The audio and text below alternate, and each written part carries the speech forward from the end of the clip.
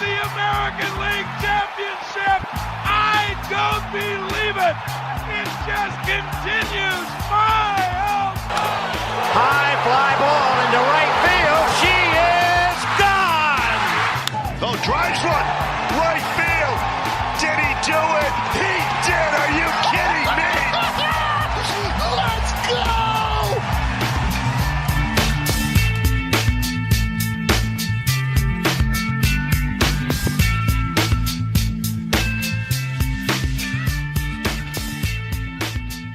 And we're back. The band is back together. It's the FSS Plus podcast. Jason Churchill with Joe Doyle, Casey Bellin behind the glass.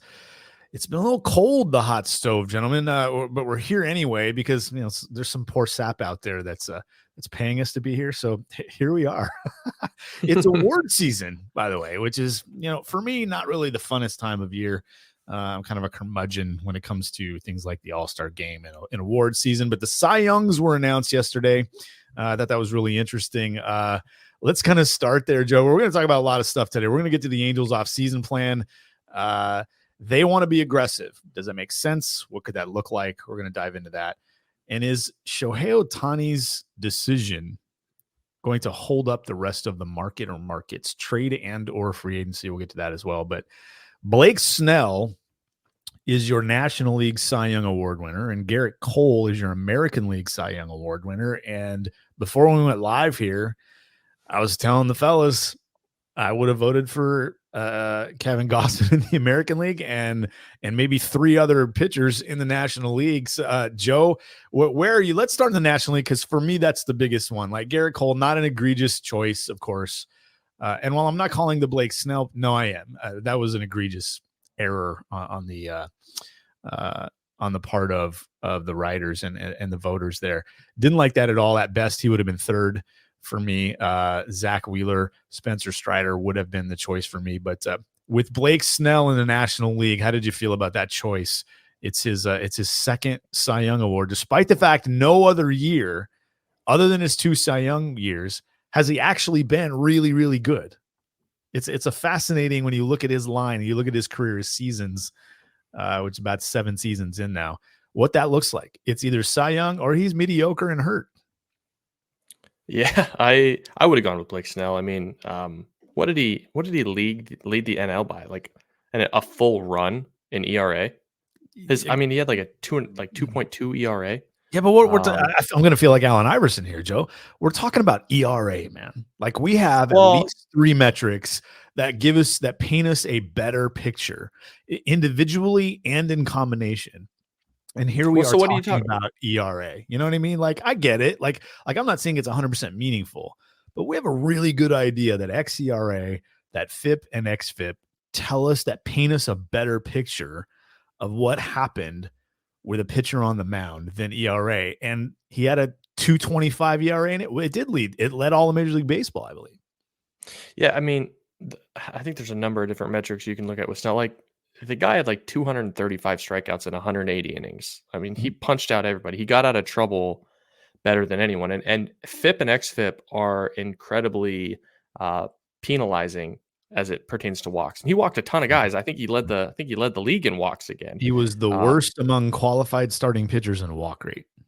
So I would go back to the days of Randy Johnson. I don't have the numbers pulled up, but that guy redefined effectively wild.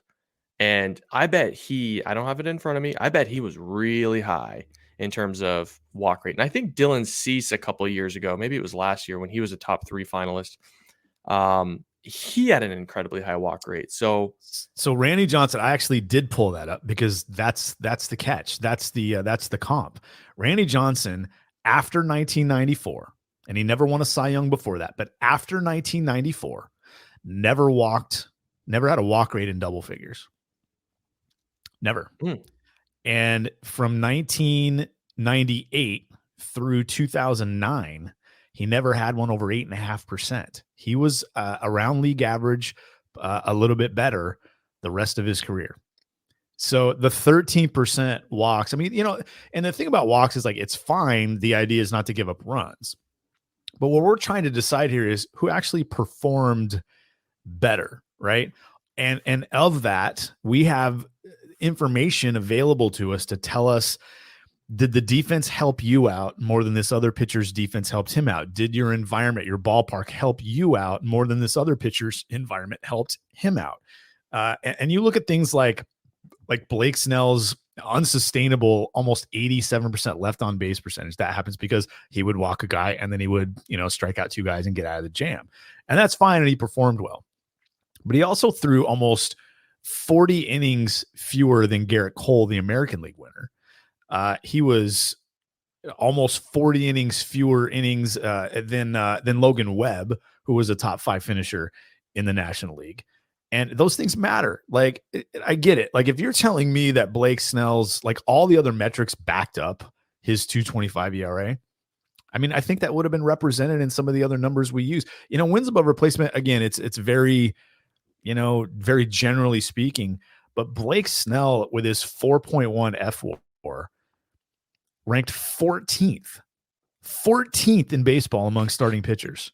But that's pretty crazy. And that's largely though, because he only threw 180 innings and everybody else threw 195, 205, 210. Those things have value.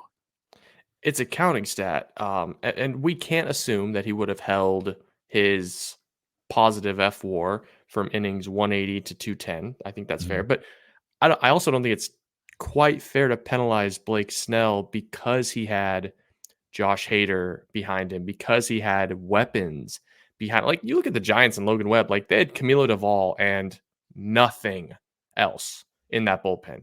And so, Logan Webb, who pounds the strike zone no matter what this conversation says, he had no reinforcements to close out a game behind him anyway. So Strider, a little bit of the same, although he did have some bullpen help. I mean, I just think there's too many things that stack up in Blake Snell's favor, including the strikeout percentage, including the left on base percentage, the ERA, which was a full run better than most of the league, 5.9 or 6 hits per 9 or something like that. Like, he wasn't allowing anybody on base. So, and I do know that he had, I think it was 12 scoreless starts, which was like a third of his starts. Nobody scored a run on him. You could certainly make the argument that workhorses deserve to be more recognized because they, shouldered a bigger load and gave their teams a better chance to win over a longer period of time. But Snell just ran away with it in so many categories that I think he deserves the benefit of the doubt on that one from this chair. He didn't even average 6 innings to start. You're telling me that San Diego Padres bullpen is so good and so deep that they could just cover 3 1/3 innings basically on average every time he rolls out there. And that's not actually on Snell. That's because the bullpen is so deep. Well, no, but I'm saying that they had the pieces. Listen, the Padres and the Giants, neither one of those teams won very many games this year. They didn't win enough games. So it's not like we're talking about teams that had an equation on how to shut the door. But yeah, his track record of dominance in those 5 1/3 or whatever he pitched was just so good. I would have voted for Zach Wheeler. Strider would have been 2, and I think Snell and Gallen would have kind of been 3A and 3B for me. And a big part of why Snell wasn't even top 2 for me is because his 3 of his best 10 starts of the season came after that team was essentially eliminated, not officially, but when they were like, well, they're pretty much toast. So when you're looking for value and how much the performance actually meant, I'm not on Snell. Again, not that it's like at the end of the day, I don't really care that much. But this is the reason I don't care. It's because ERA won the day. Because we'll flip over to the American League now. ERA won the day when it comes to the Cy Young. ERA and narrative won the day, and I hate that. I hate that we still in 2023 have a group of voters. First of all, it's not the right group of voters. I'm not saying writers shouldn't be the voters. I'm saying we still don't have the right group of writers who are going to consider everything. I've been reading all the write-ups. Here's why I voted for Blake Snell. Here's why I voted for Garrett Cole. They're garbage, man. They're like 95% of them are garbage. It's all about wins and ERA, and they're I wouldn't go that far. They're not even they're not even talking about strikeout percentage. They're not even talking about left on base percentage. They're not even talking about ballpark environment, how much value he had to what his team did on the field and why they overlooked. They're just talking about, man, when you have a 2.25 ERA, like, whoo boy, like that's pretty much been it. Like, but the thing is with Snell, it was an entire run. But it's still ERA. That's the thing I'm stuck on. It's still ERA. Like we know how this works. Like there are teams there's a reason, Joe, and I think you'll agree with it. There's a reason that Blake Snell's not getting the biggest pitching contract on the free agent market, even if we eliminate Yamamoto. There's a reason all these projections have Snell second or third. Because he was bad for 5 years. Behind Aaron Nola. No, he was bad for 5 years. That ain't it. That ain't it. Always hurt. That ain't it, because Robbie Ray was the exact same guy, and he got one of the 2 best in his market.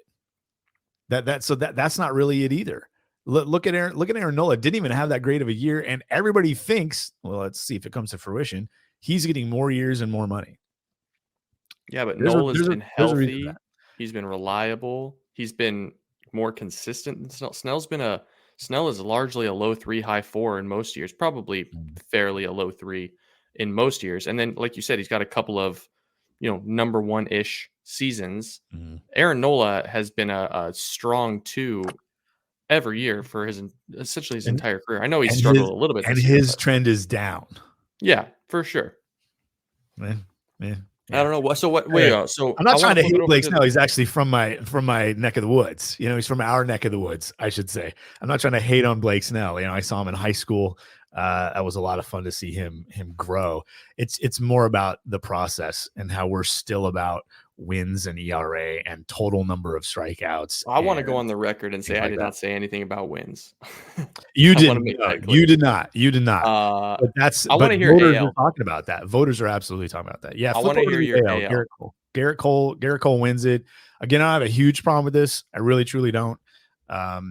When I look at the impact, like, because if you look at the total numbers, the standard stuff, the advanced stuff, you'll see there were probably 3 really, really good candidates here.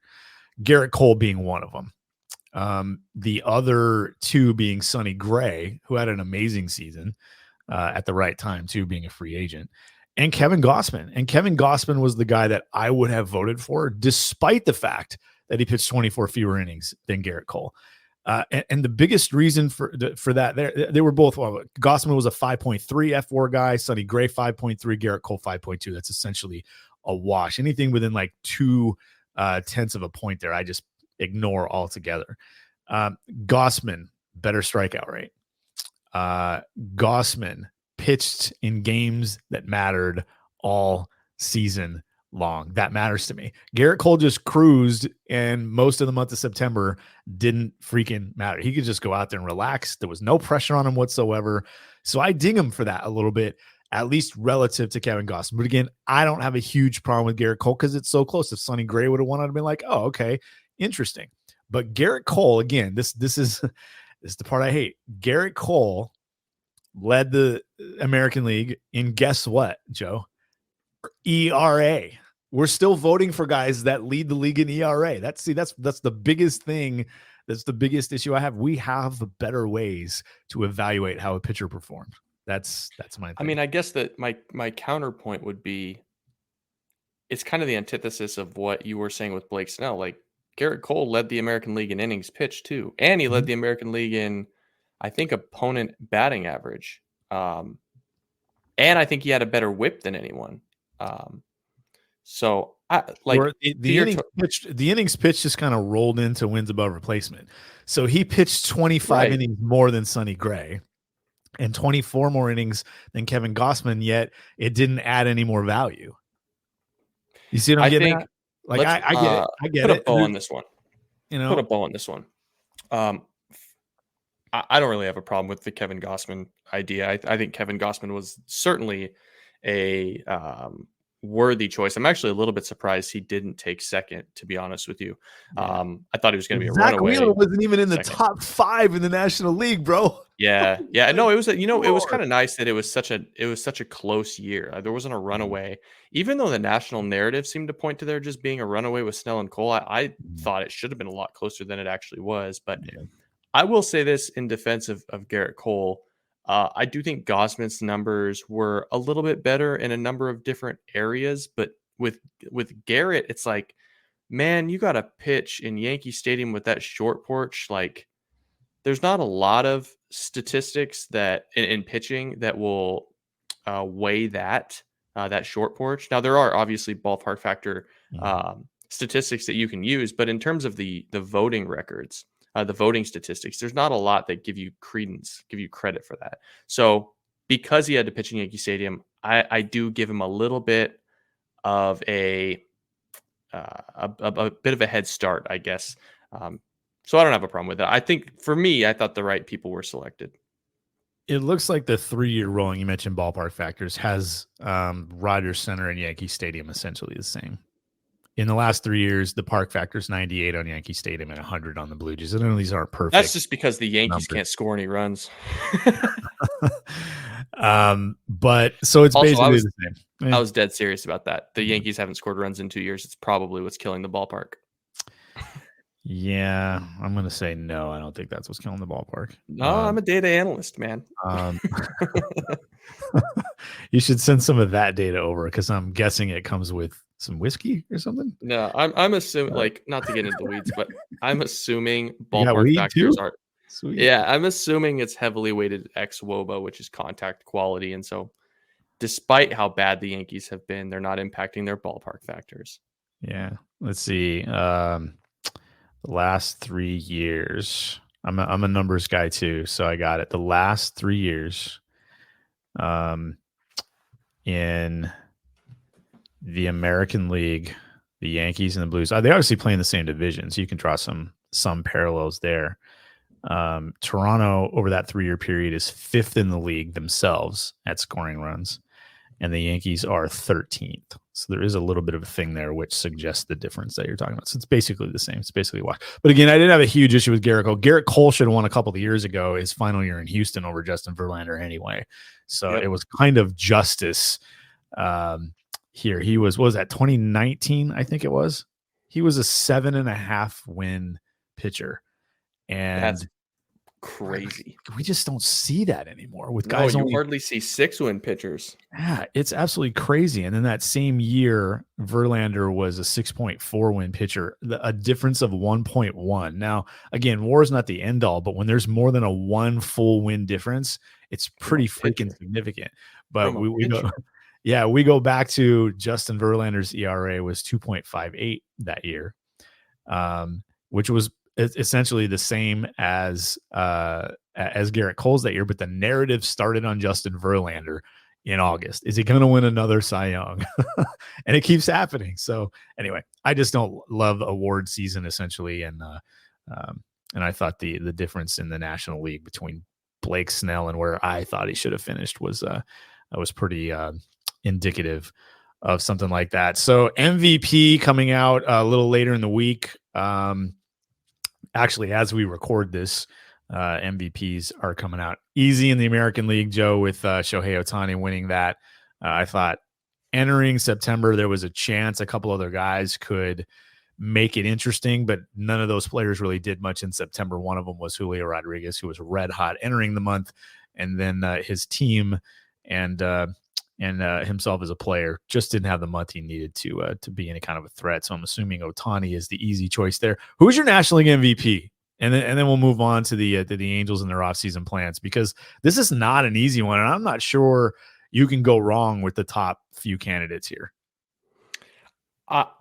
Just because it's the first time I've ever seen something so absurd, I'm gonna go with Ronald Acuna Jr. I mean, 40-70 is just something that it's almost like when Miguel Cabrera won the Triple Crown, despite Mike Trout having way better numbers. Right. You just give it to the guy that did something absurd, and so Mm. I would go with Acuna. He had a 170 WRC plus, he had a 416 on base and an OPS over 1,000 for a guy that could, if needed to, play center field. I know he was put in right field because Michael Harris is really good out there, but I just think the numbers make a compelling case for Betts and Freeman. But for me, it's Acuna by a considerable margin. Me too, despite the fact they're both 8.3 F4 players. I generally, just like it, like, I'm not sure if you vote for Betts, I'm not gonna argue with you.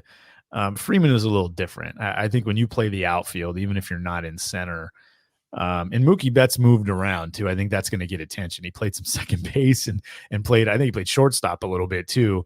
The guy is a ridiculous athlete, but Acuna going 40-70 and hitting 337. He leads in all the standard triple slash over Betts, 30 points in batting average, 8 points in OBP, and 17 points in slug, and has a slight advantage if you like things like WRC plus. But he's also a very good base runner.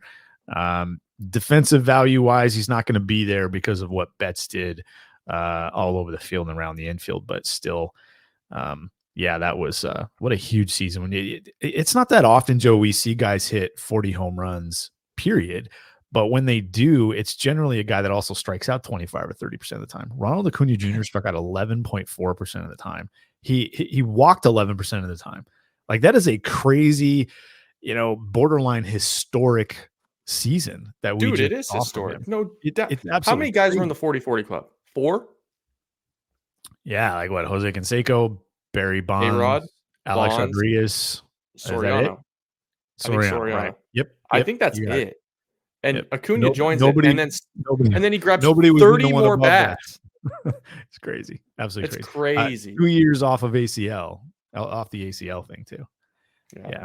That's pretty nuts. I would go Acuna too. I wouldn't hate, Betts winning it, but I'd like to see Acuna get it. I think he's one of those younger players that can maybe carry the torch a little bit for the league. Although Mookie Betts is so underappreciated, I think, around baseball.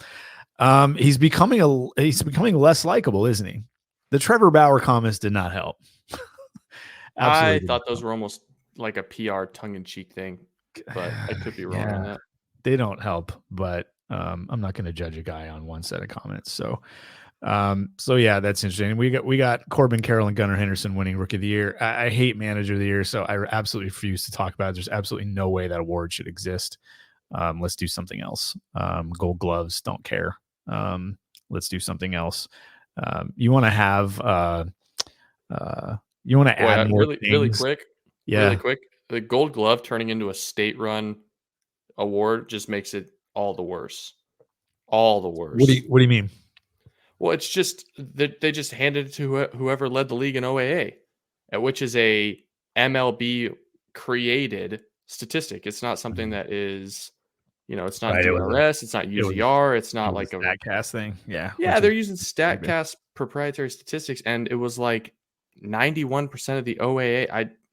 That number may be wrong, but it was something like 90% of the players that led their finalists group in OAA won the Gold Glove. And I was like, that's just state-run stuff. Yeah, nobody likes OAA. I don't like using one metric for anything. And I don't like using fielding metrics at all, to be honest with you. I'm with you. I was just gonna say that. I'm not a big, even over a 2-year period. If you can give me 3 years, then I'll consider the value of them. But you look at a guy like Dansby Swanson this year, had a 20 outs above average mark, which is absurd and ridiculously good. And the thing is, though, we know Dansby Swanson is really good at defense because this is what he does like the last 3 years. Like, we know he's good there. We see it with our eyes. It's backed up by DRS. It's backed up by UZR. Like, we know he's good. But there are some in here, and this is kind of what you're alluding to, where that number doesn't look as good when you include all those other numbers. That OAA number that, for example, we go and we look at Bryson Stott in Philadelphia at second base.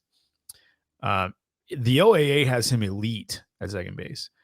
The DRS and the UZR 150, things like that, not so much. Like, he's closer to average in DRS. He's closer to average in UZR.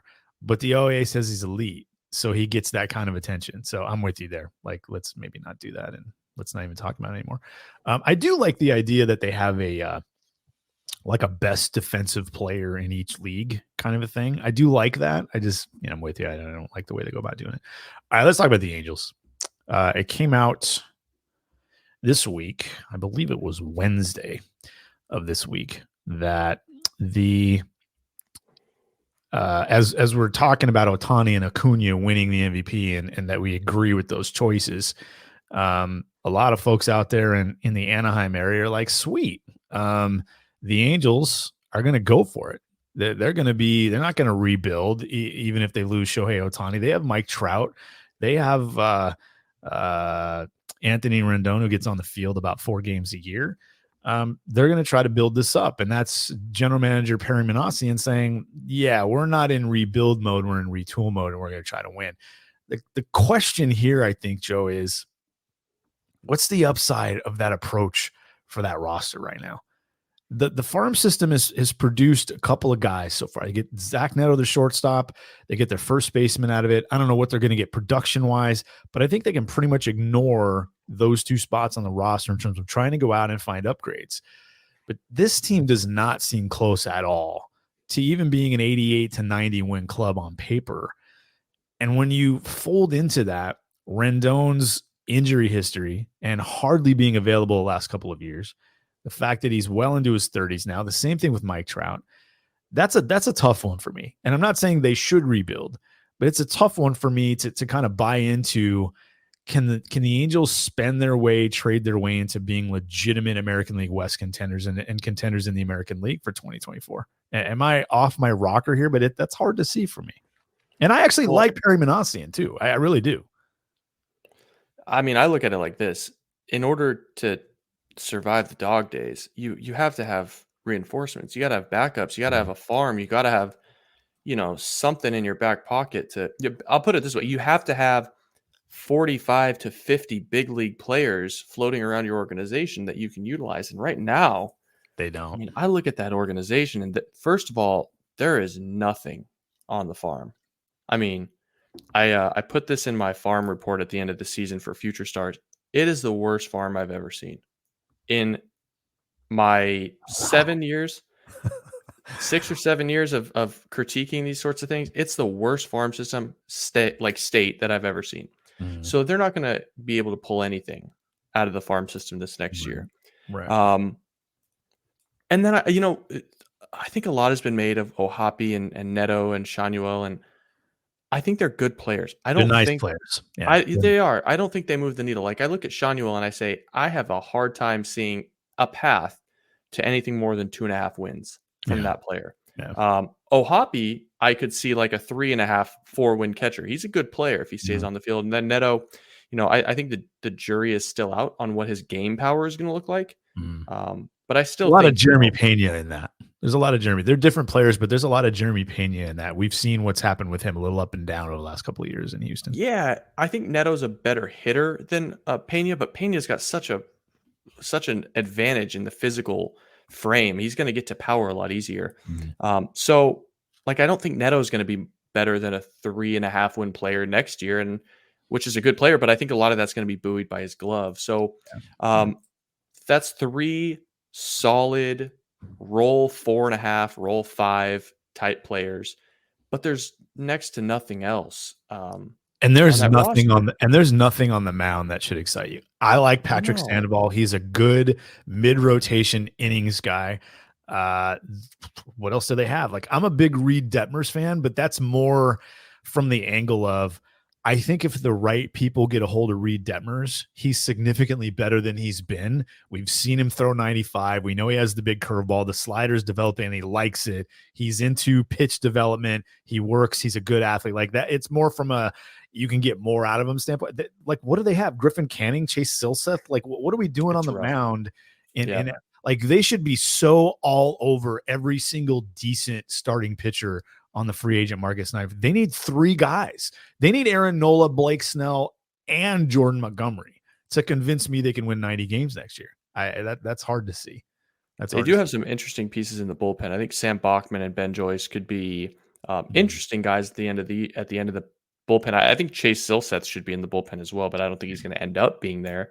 Tyler Anderson certainly had a rough year for a guy that you paid What they give him, 2 years, $30 million. I mean, they overpaid to give him some security. But what happened to Joe Adell?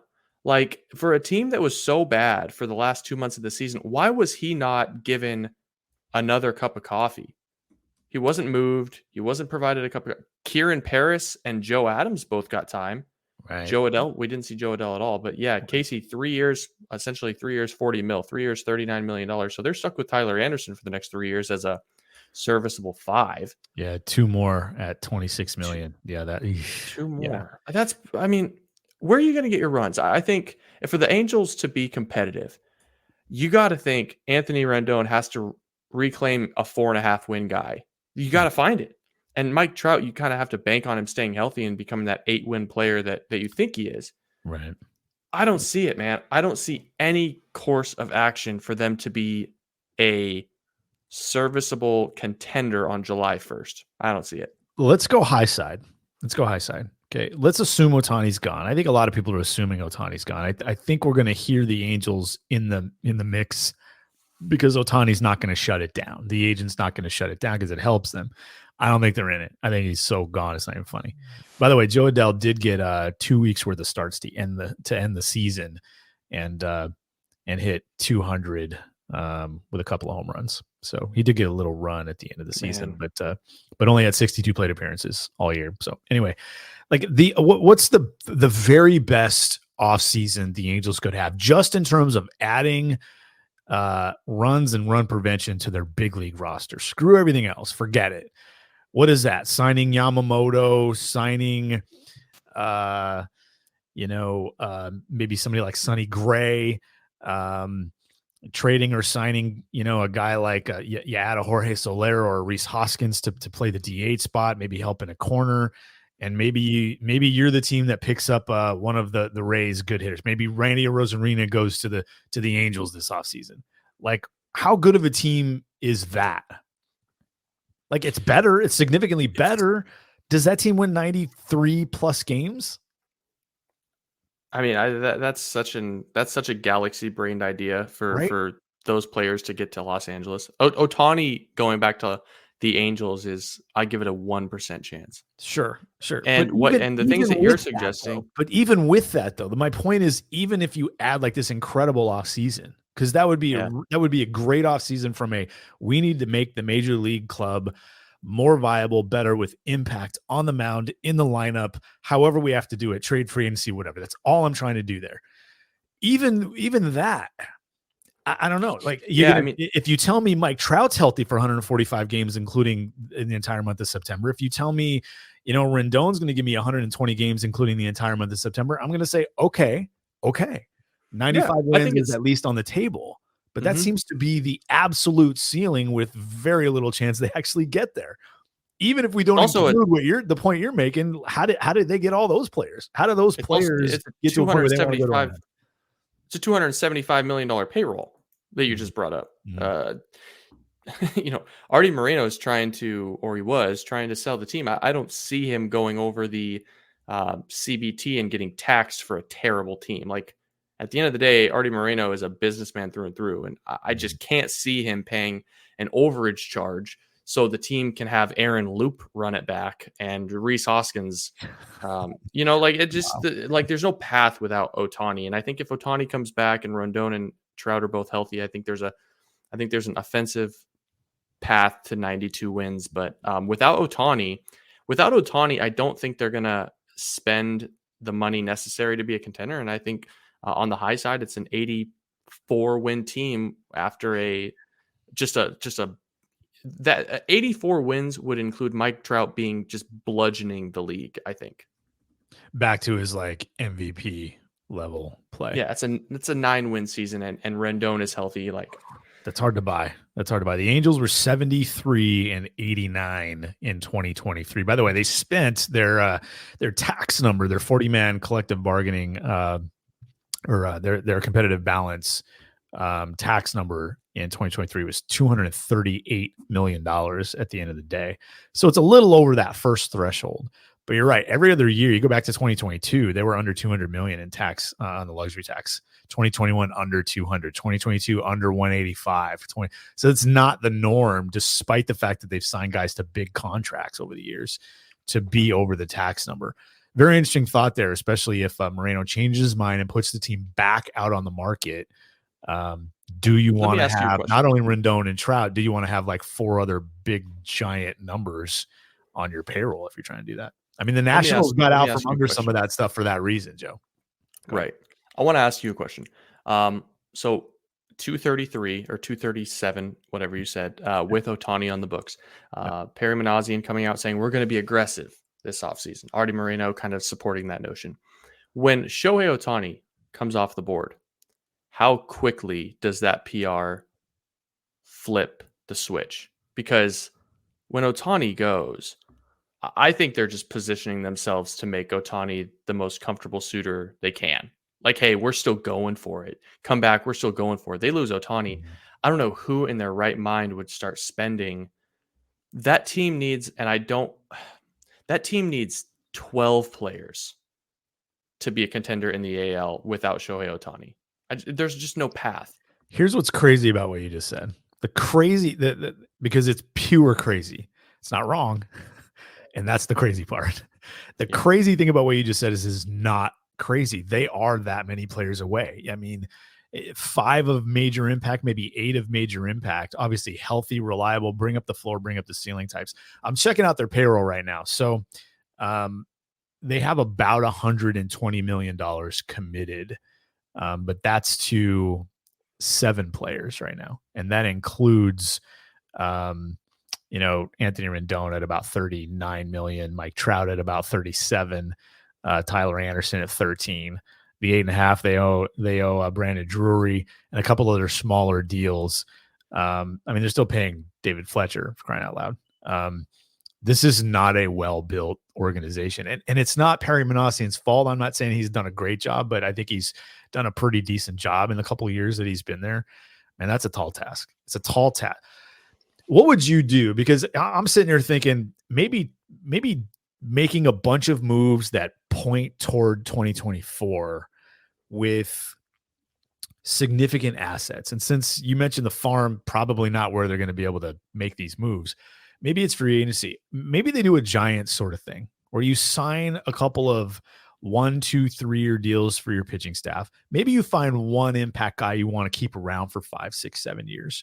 And maybe do it that way. Maybe this is incremental and it points more toward 2025 or 2026, but gives you a chance in 2024 with that asterisk. If Rendon can give us 500 plate appearances, if Trout can give us 500 plate appearances, maybe that's the approach. Because it does seem like kind of sort of going all out. I don't mean all in, like spend $250 million on payroll, but just, I think there's probably middle ground here because rebuilding right now, I mean, how are you going to move Anthony Rendon's contract, Joe? Like, how's that's not happening, right? No, you would have to, what's owed? 5, it's like 5 years, 200 million or something is left. They owe him $4 billion. No, they owe him, $38.5 million for 3 more seasons. It's only 3? Right. Through 2026. Wow, that's not as bad as I Wait, no, that's not true. That's not true, is it? No, it is. Yep. He's a free agent after the 2026 season. They owe Trout $6 billion. They owe him $37 million for even longer. Like that. Jason, you know what I would do? I would do what the Seattle Mariners did for 5 years. I would add a bunch of very interesting, semi-affordable relievers and some back-end lottery ticket starting pitchers, Michael Wacha types, Seth Lugo types, Jacob Junis types. I would sign a bunch of $3 to $6 million guys and hope to high heavens that on July 31st the phones are ringing, because I think you kind of gotta.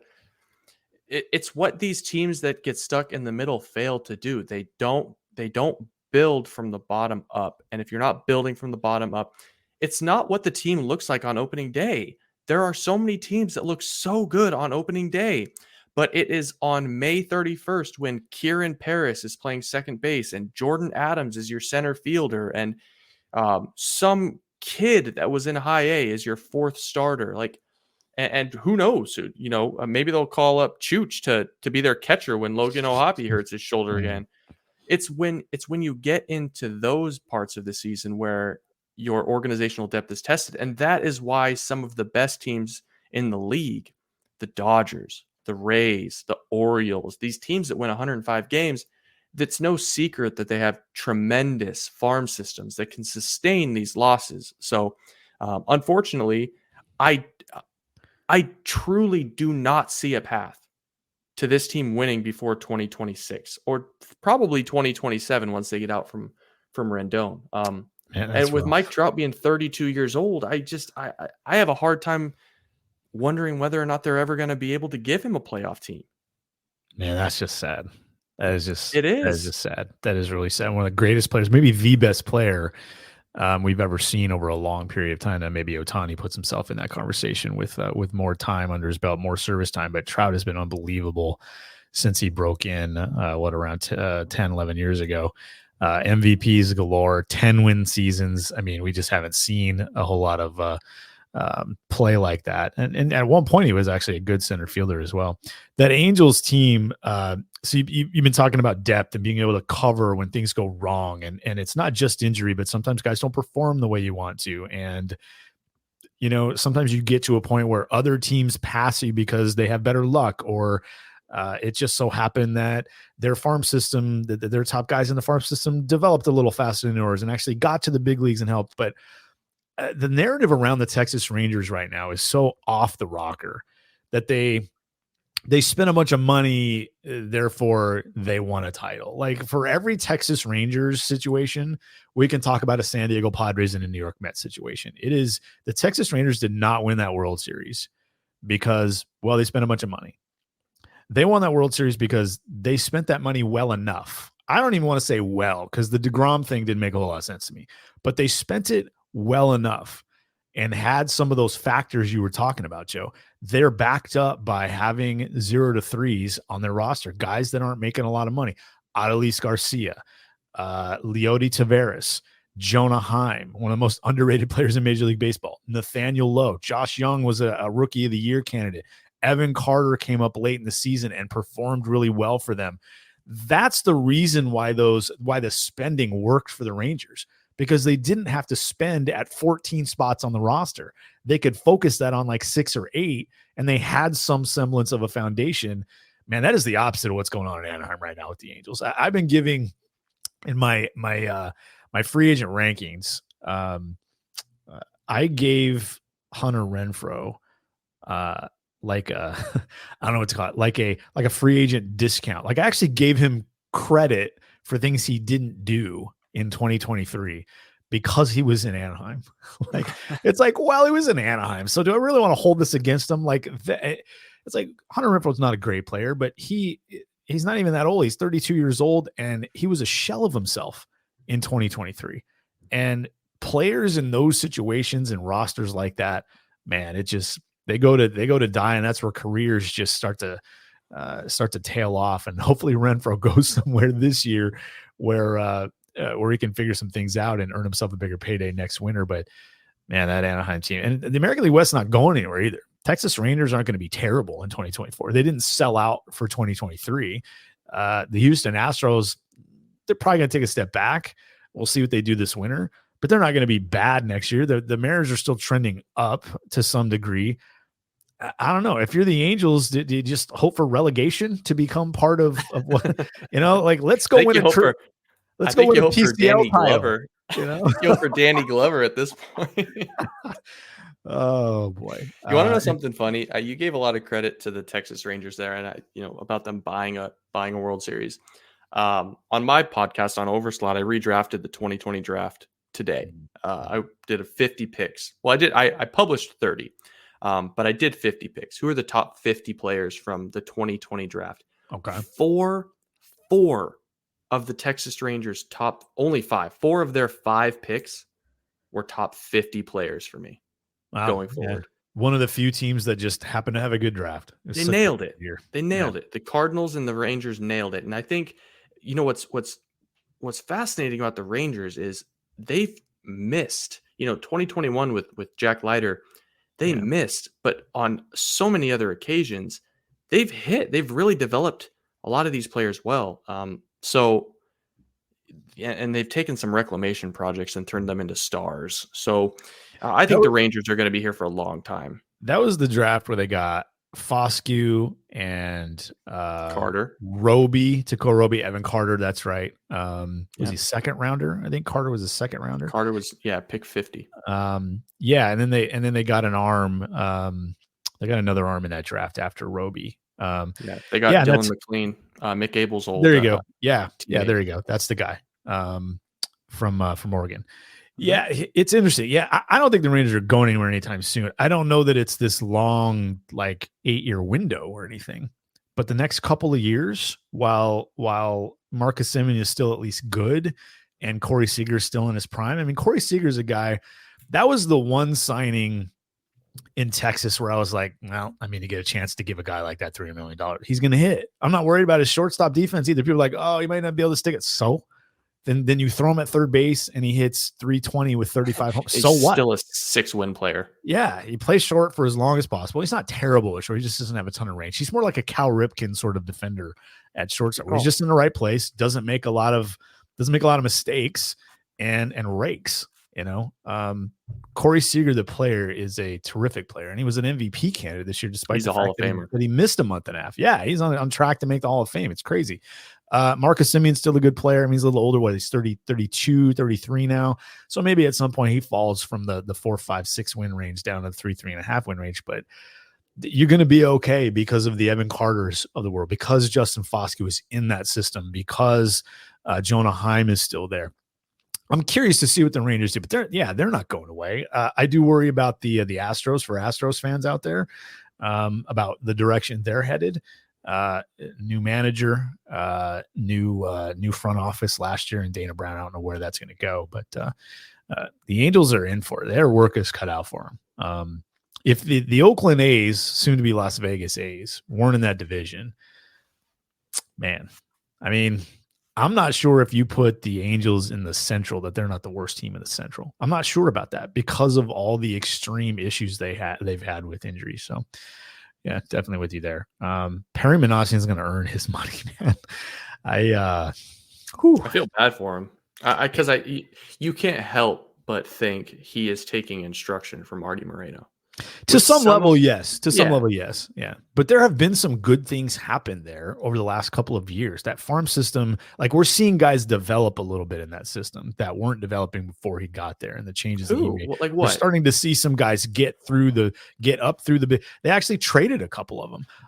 Kyron Paris was one of the worst. Jordan Adams. They were two of the worst prospects performing wise before Perry Minasian got there. They couldn't do jack. I saw both of them when they were in the down in A ball. They couldn't hit a lick. They couldn't do anything right. 19, 20, 21 years old, couldn't do anything. Shortstop, center field, they just couldn't hit. Minasian comes, makes some changes. Those guys started. Who was the pitcher they traded? Bush. Couldn't find a strike zone. Couldn't throw a breaking ball. And all of a sudden things start to turn around. He starts to develop. Yeah. Kai Bush. So some things starting to go. And then they, I'm not saying they've had great or even good drafts, but getting Neto to the big leagues and him performing enough to stay there. Shanuel, I think, was get him to the big leagues as fast as possible move. Don't really love it. But from a development standpoint, they're identifying guys that can help them sooner. I think there's some good things going there. Just there's not enough impact yet. But I do think he's done some good things that are going to help that organization long term. Hopefully he gets the opportunity to do that for his sake, because I do think he's done a pretty decent job there. Yeah, you're right, though. It was certainly on, like, their trade deadline was disastrous at the end of the day, but I get it. They're trying to win while they had Shohei Ohtani. I get it. Ronaldo Lopez, Lucas Giolito, all the stuff they did. But yeah, that's my issue with really quickly. My issue with the Shanuel pick is that 2023 draft was it's at the top of the pyramid in the last 10 years in terms of drafts. I mean, they skipped over a lot of potential 5-win players. Tommy Troy, Matt Shaw, Kyle Teal, Bryce Eldridge, Colt Emerson, Braden Taylor. Yeah. These are all guys. These are all guys that could be 4 or 5-win players. And we've already discussed Nolan Schanuel is in the big leagues. And not only that, he's pretty damn good. But also, you and I both recognize we've done this long enough. That's a 2.5 win player. Mhm. There's just he doesn't run. He doesn't hit for power. He doesn't field. He's already playing first base. Like, it's one tool. And I don't know why you take that in such a deep draft at pick 12. It's really weird. It's very, very, very strange. They took a bunch of college guys with low to medium ceilings, and they didn't have a second, I don't think, in the 2023 draft. So it was Shanuel. Then in the third, they took the Stanford outfielder Alberto Rios. Yeah, I don't like that draft. So that, like we'll see if that changes a little bit now. If Ohtani bolts and they try to get younger and try to go for more impact, because things do change. You look back on Seattle's approach, and they did a better job of it, I think, than early Manassian days in Anaheim. They got Kyle Lewis in the first draft with Jerry DiPoto at the helm, and then after that it was Logan Gilbert and George Kirby in the first round.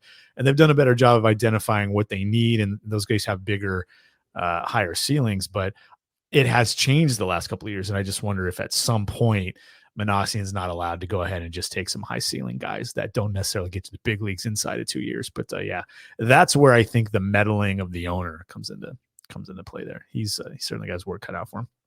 We'll see. The Anaheim Angels. Speaking of the Angels, Shohei Ohtani, he's not going back. But I think the question here is that, at least the question that I'm getting quite a bit here, Joe, is, are we going to be sitting around until Shohei Ohtani signs for even the Bellingers and the Matt Chapmans to sign? Are we going to be sitting around and waiting?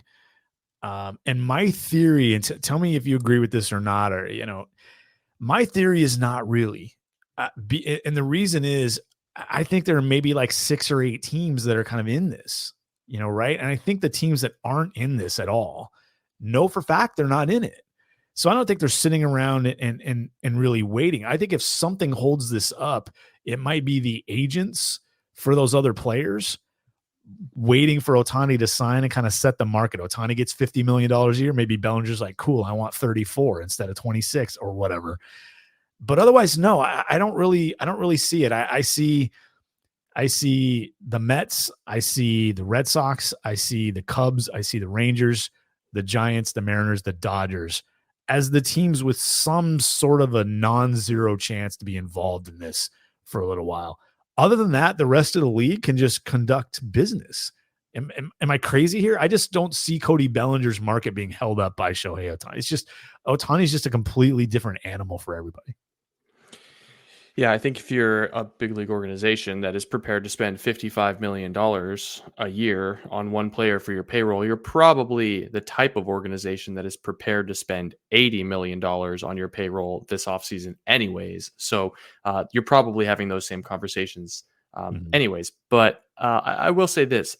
I don't think it's going to matter, Jason. I think Shohei Ohtani is going to sign before Christmas. Like, I think he's a December 15th type of guy. Like, I'd be really surprised if the overtures for Shohei Ohtani weren't happening, at least to his agent in late August and September, and kind of growing familiar. Hell, half of the teams that are in on this already worked with his agent 5 or 6 years ago. So Right. The familiarity is there.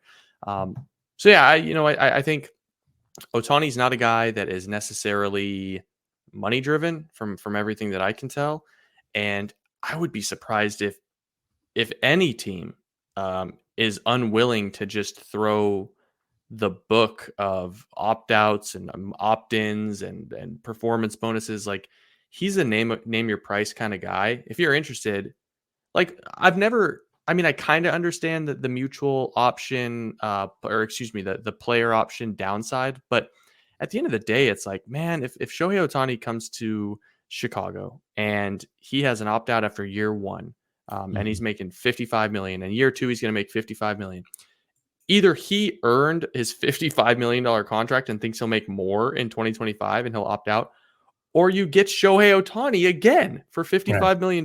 So There's no I think it's downside. going to be cut and dry. No, Ohtani's going to talk to the teams that he wants to talk to, that he's interested in, and so long as they meet his demands in terms of flexibility and willingness to win and spend, I just don't think this is going to last long. Yeah, I'm with you. I think the week after the winter meetings in Mhm. December, I think that's probably when the decision's made. I can't see it being before that, but we're going to start hearing buzz here pretty quickly. And we're already starting to hear some things. I think Jeff Passan's out there talking about teams that Ohtani is considering. It does seem like there's 6 to 8 teams that are legitimately in the circle. I still think it's the Dodgers. I think it's about the week after the winter meetings, maybe even the week of the winter meetings. So let's ignore Ohtani here. He's a very special case. Is there a free agent out there that should probably be aggressive on his market a little earlier than the rest? And the reason I say that is because the trade market impacts the free agent market. The free agent market impacts the trade market. And if teams don't like the early number on it, I'll use Matt Chapman as an example. Let's say Matt Chapman and his agent have this idea that he can get 6 years and $170 million or something Dansby Swanson like. Okay. Now, to me, that's a little crazy, but let's say that's where their aspirations are. And teams hear that and they're like, okay, so we're out on Chapman because we don't like that at all. It's not a Corey Seager situation. There's a lot of reasons not to want to pay that to Matt Chapman. So we're going to go out on the trade market now, and we're going to start talking to Tampa because we're looking for a corner infield bat. We're going to call San Diego. Are they willing to move Manny Machado? We're going to call we're going to find our corner infield. We're going to find our third base bat somewhere else. Now, all of a sudden, when that starts happening with multiple teams, Matt Chapman's number, because his leverage is down, at least by 1 or 2 or 3 teams, right? Theoretically speaking. Now that 6 and 170 or whatever that demand is, whatever that ask is, has less. Well, I'll just use the word leverage again. He has less leverage. Like agents have to be really careful what they float out there. And I just think a guy like a Matt Chapman or a guy like a Marcus Stroman on the pitching market might just want to be aggressive and just get the best deal he can the first couple of weeks of free agency, unless nothing materializes. Like I would imagine somebody 31, 32 years old, still going to get 4 or 5 year offers. I'm not sure if Stroman gets 5 years at 32, 33. But I think Chapman's going to. I don't know. What do you think about that theory? I just think there are guys out there on the market that just make a lot of sense to just be aggressive on their part. Find a team that's willing to give them what they think they're worth and not necessarily shoot for the moon. Otherwise, they might wake up on Christmas Day without a chair to sit in and the music stops and they're taking a 1-year deal and, or something below what they thought their market was, significantly below what they thought their market was. And kind of lose the off season for themselves.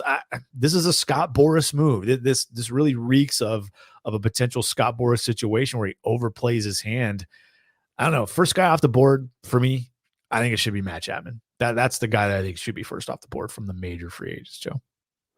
Actually, the guy I think that it should be is a guy we've already talked about. I think it should be Blake Snell. I just look at the depth of this free agent class in terms of starting pitching. There are so many 3s and 4s to be had for $16 to $20 million that I think if Blake Snell is positioning himself right now for a 7-year, $160 million deal or a 6-year, $152 million deal, if that's the deal that he wants, I think as teams start spending their money on free agent pitching, and there's 12 to 15 names on this free agent block that can get some good change. For me, Blake Snell is the guy that could end up with the 4-year, $82 million deal. I think he could lose out on $50-60 million if he waits too long. The other guy is Jock Peterson. The reason I say Jock is he's been a free agent quite a few times the last few years. He's on the market a lot. Yeah. And I think it's diminishing skills.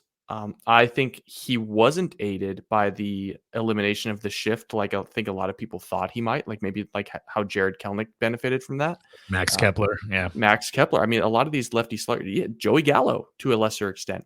I think if Jock Peterson is in the camp of I want 1 year, $14 million, he could be the type of guy that is left sitting with we'll give you 1 year, $7 million, 1 year, $8 million. Right. So.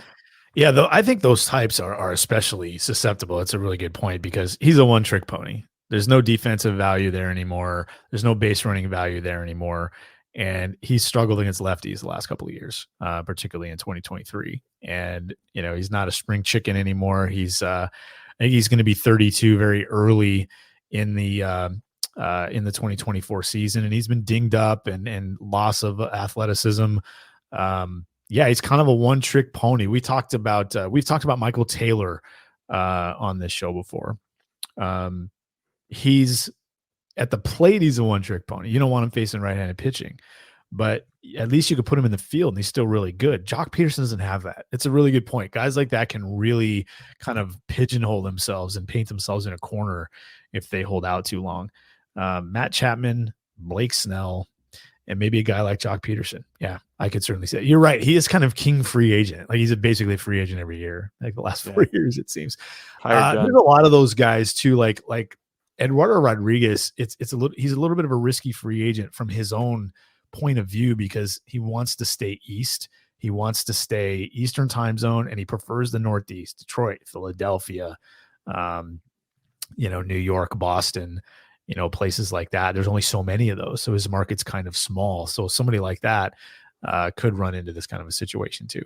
I'm gonna be really interested, Joe, to see what Sean Manaea gets on the market. That's like my ultimate value kind of mid-rotation starter kind of heat check. I'm really interested to see when he signs and what he actually gets. And that could be a guy who goes out and gets 3 and 45, and the rest of the guys in that market, Mike Clevenger, Lucas Giolito, Alex Wood, even down at the back end, when you're talking about back end types, even Marcus Stroman can get thrown in there. He's more of a 3 than anything. It'd be interesting to see who sets that market, because there's different tiers. Like we think Eduardo Rodriguez is getting like 4 to 5 years at $20 million per. We think Blake Snell has a chance to get 6 and 150 or whatever. We think Jordan Montgomery is getting 5 or 6 years at $20 million per. We think, who am I missing here? There's Aaron Nola. We think Aaron Nola is getting at least 5 years, maybe 6 or 7 at 20, 25 million per. But who sets the market? And it's a different tier when you drop down and start talking about mid-rotation types, the back end guys, and even guys that are more swing types. You mentioned Jacob Junis earlier. It's a really interesting name.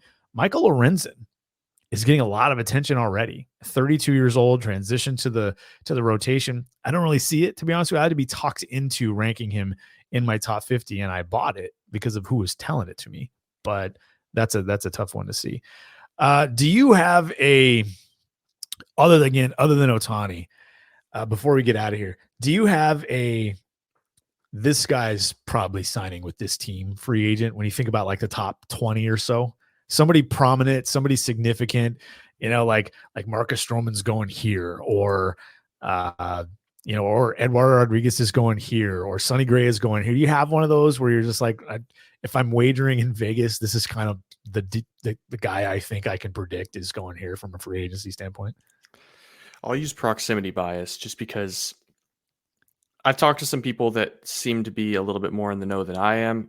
I think Lourdes Gurriel Jr. to Seattle is going to get some pretty heavy legs. I think he checks a lot of boxes for that organization. Yeah. But the other one that I just keep hearing over and over and over, and I'm not hearing this inside the industry, I'm just reading this, is Josh Hader to the Rangers, which seems to be a really good fit, and they seem to have an open pocketbook. But honestly, no, man, like this is one of the first free agency periods where, one, it's a little underwhelming, but two, there's just not a lot of teams connected to a lot of players. And it seems like the trade market is more active in industry conversations than the actual free agent pool itself. So, I don't know, man.